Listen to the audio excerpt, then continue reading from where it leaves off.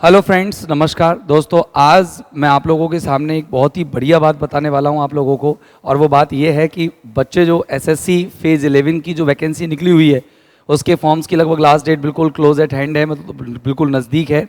बहुत ही ज़्यादा पास में है लगभग, यानी कि 28 तारीख तक आपके फॉर्म्स फिल होंगे। और इसके बारे में जानकारी प्राप्त करना बहुत ज़्यादा ज़रूरी है कि कौन कौन सी पोस्ट के लिए आप अप्लाई करें।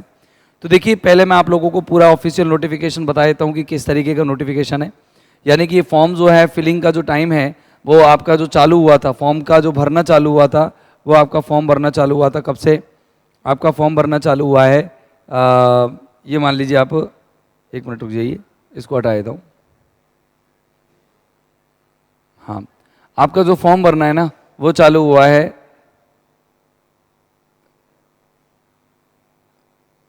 देखिए आपकी जो डेट ऑफ ऑनलाइन एप्लीकेशन की जो डेट है वो है 27/3/2023, यानी कि मात्र आपके पास 7 डेज बचे हुए हैं। ठीक है ना। अगर आप लास्ट डेट एंड टाइम अगर देखें तो आपकी 27/3/2023 की दोपहर ये शाम 11 बजे तक ही है। अगर आप ऑनलाइन फ़ी पेमेंट करना चाहते हैं तो 28 तारीख तक कर सकते हैं। अगर आप last date and time for generation of offline चालान अगर आप बनाना चाहते हैं तो 28/3/2023 के 28 तारीख तक आप 23 यानी कि 11 बजे तक बनवा सकते हैं। ये आप सारा देख लीजिएगा। और अगर आप कंप्यूटर बेस्ड मतलब टोटल अगर एग्ज़ाम की बात करें तो एग्ज़ाम लगभग कब होने वाली है इसका भी इसमें जिक्र नहीं है। अगर अपन बात करें कि मेन जो एग्ज़ाम है वो लगभग डेट का नहीं बताया, लेकिन इसने बता दिया कि जून जुलाई, यानी कि लगभग आपकी 4-5 महीने बाकी है। इसका सिलेबस बिल्कुल ठीक CGL प्री और CHSL प्री के जैसा ही है, इसके अंदर कोई डिफरेंस नहीं है। अब चलते हैं अपन एक बार देखते तो सही है कि इसको अपन किस तरीके से अपन और देख सकते हैं। देखिए यहाँ पर आपको ये खैर ये पढ़ लेना, फीस वगैरह क्या रहता है आपको पता ही है, SSC का क्या सेटअप है। और इसके बाद अगर अपन बात करें अपने टोटल सिलेबस और पैटर्न की, एग्ज़ाम पैटर्न की, तो मैं आपको एग्ज़ाम पैटर्न और सिलेबस बता देता हूँ कि इसकी एज लिमिट क्या रहेगी। 18 साल इसकी एज है, एज लिमिट आपको पता ही है इसकी 18 साल है। और ये लोकेशन है जिनमें एग्ज़ाम्स लगेंगी। अगर आप अहमदाबाद में देखें तो हैदराबाद, ये वगैरह वगैरह वगैरह आपके साउथ में देख लीजिएगा। इधर नॉर्थ रीजन में देखें आप तो नॉर्थ रीजन में आप लोगों के ये है। और इधर आप राजस्थान में देखें तो कोटा में है, श्रीगंगानगर, उदयपुर, सीकर, देहरादून, ये आपके राजस्थान में है। इधर आप देख सकते हैं दिल्ली है, अजमेर है, अलवर है, जयपुर में भी आपकी एग्ज़ाम है, जोधपुर में भी है। तो ये आपके एग्ज़ाम सेंटर्स हैं। अगर अपन इससे सिलेबस की बात करेंगे तो सिलेबस आप एक बार देख सकते हैं कि सिलेबस क्या है। तो इसका सिलेबस जो है आप लोग देख पा रहे होंगे, ये सिलेबस जो है इसका आप आसानी से समझ जाएंगे कि सिलेबस बहुत ही CGL प्री और CHSL प्री जैसा ही है। जनरल इंटेलिजेंस के क्वेश्चन आएंगे, इसमें 25 क्वेश्चन आएंगे 50 मार्क्स के लिए। जनरल अवेयरनेस के क्वेश्चन आएंगे 25 क्वेश्चन, वही 50 मार्क्स के लिए। क्वांट आएगी आपकी, बेसिक अर्थमेटिक स्किल आएगा, अर्थमेटिक आएगा, लेकिन एडवांस मैथ की क्वेश्चन पूछते ही पूछते हैं। इंग्लिश लैंग्वेज आएगी, वही 25 क्वेश्चन 50 के। फिर आपको टोटल 60 मिनट्स मिलेंगी और 80 मिनट्स मिलेगी उसके लिए जो स्क्राइब्स होते हैं, मतलब जिनको आंखों से दिखता विकता नहीं है उनके लिए, ठीक है ना।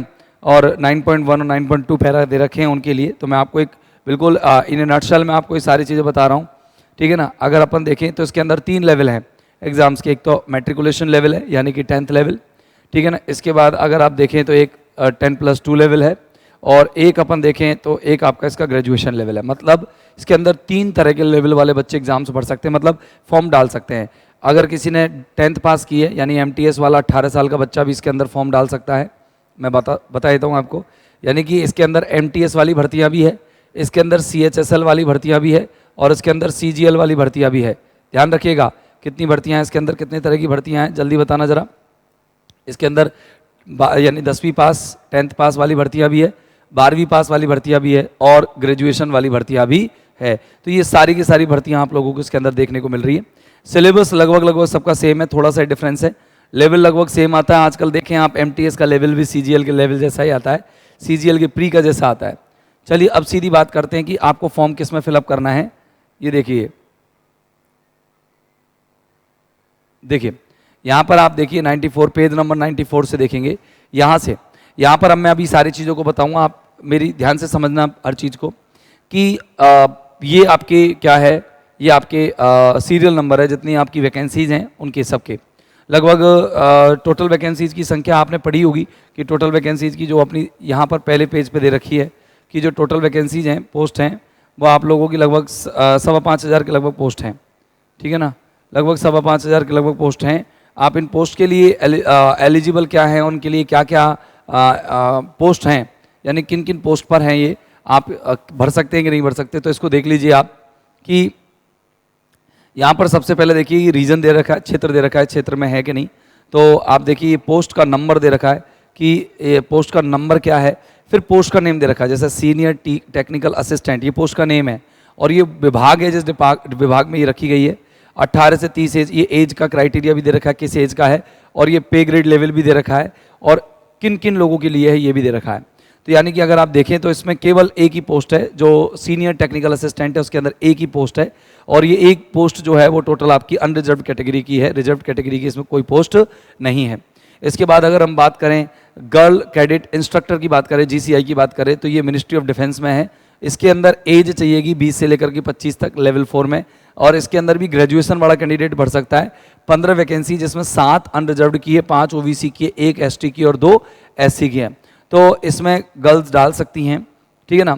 इसके अंदर गर्ल्स इसके अंदर जो प्रेफरेंस है वो अपनी भर सकती हैं।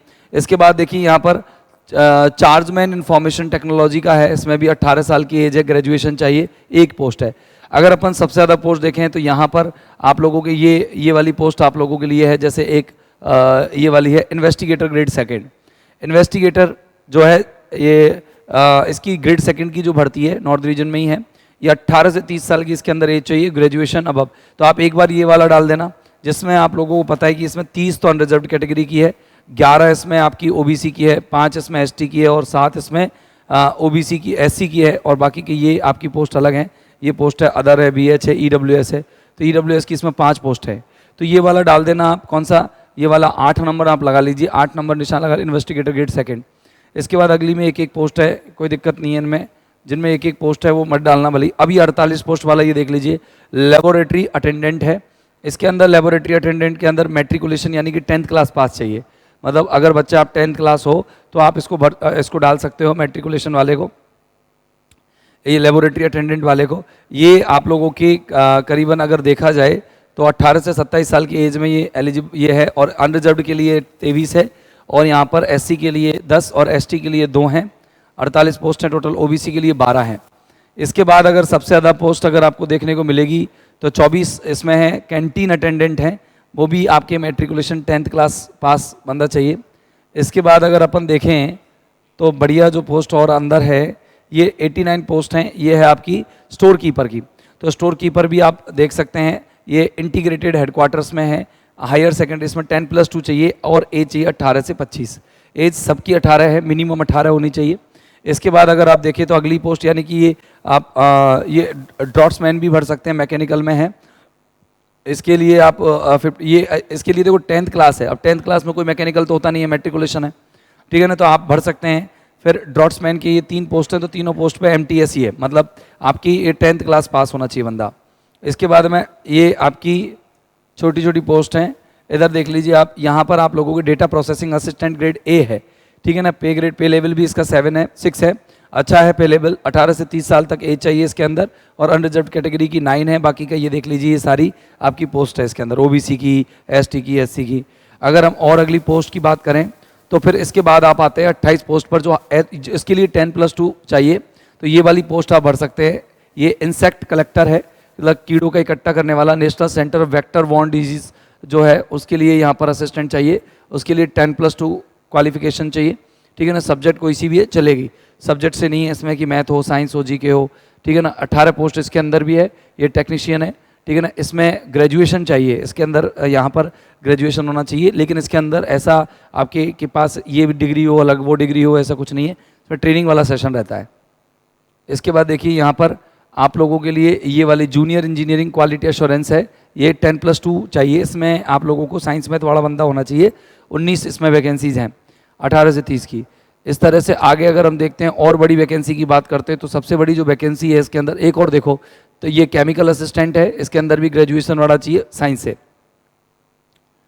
है ना। अब देखिए ये सबसे ज़्यादा पोस्ट है जिसमें लोग भरेंगे, 221 पोस्ट है सब इंस्पेक्टर की। ये पोस्ट आप बढ़िया विशेष तौर से ध्यान रखना, सब इंस्पेक्टर पोस्ट है और नॉर्थ रीजन में ही है, आप इसे डाल सकते हैं।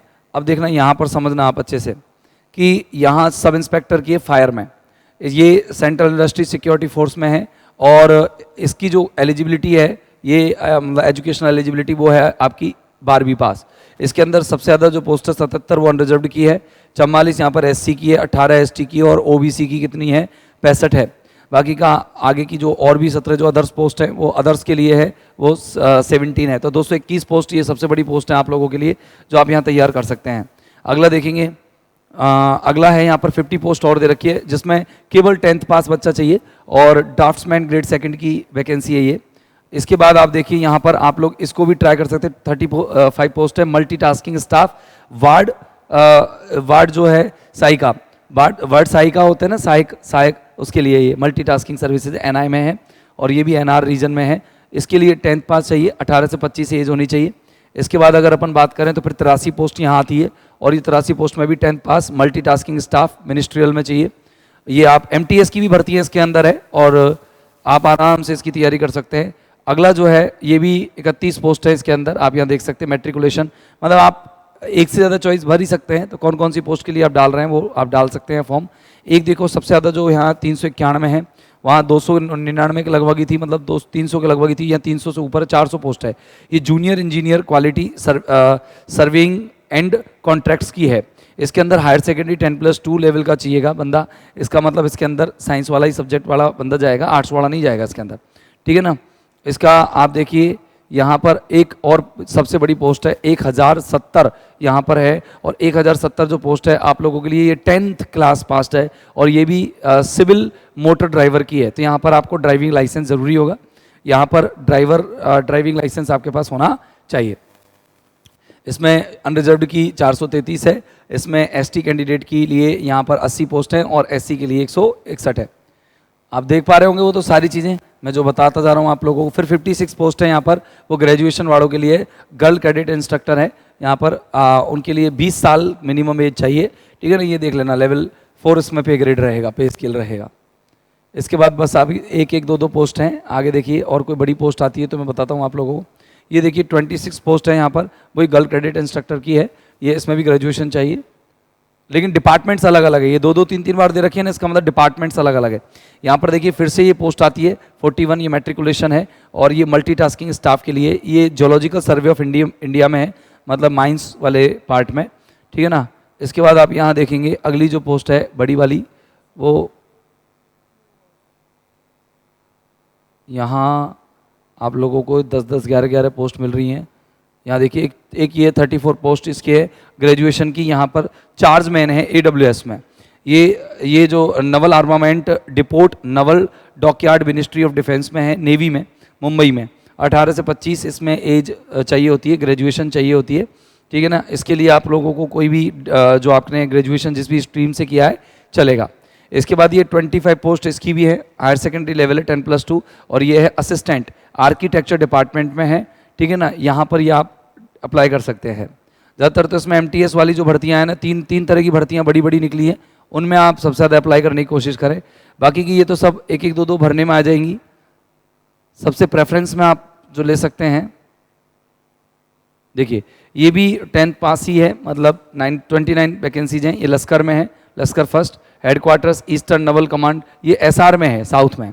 ये SR रीजन की है, ये आपके यहाँ की नहीं है। तो नॉर्थ रीजन की जो वैकेंसीज हैं वो कंप्लीट हो चुकी हैं और मुझे मालूम है कि ज़्यादातर जो बच्चा है वो नॉर्थ रीजन का है। बाकी का साउथ रीजन की ये वैकेंसी जो असिस्टेंट डिपार्टमेंट वो बिल्कुल सेम, जैसे नॉर्थ रीजन में सबसे ज़्यादा वैकेंसीज है, अगर साउथ रीजन की बात करें तो उसमें कम है। और यहाँ देखिए टोटल 5369 वैकेंसीज हैं जिन पर आप अप्लाई कर सकते हैं। बाकी का आपके लिए जो काम की हैं वो लगभग 1.5-2 हज़ार वैकेंसीज हैं जो काम की हैं, लेकिन आप भर सकते हैं उनमें फॉर्म। वो बहुत बढ़िया वैकेंसीज हैं, इन पर कम लोगों का ध्यान जाता है।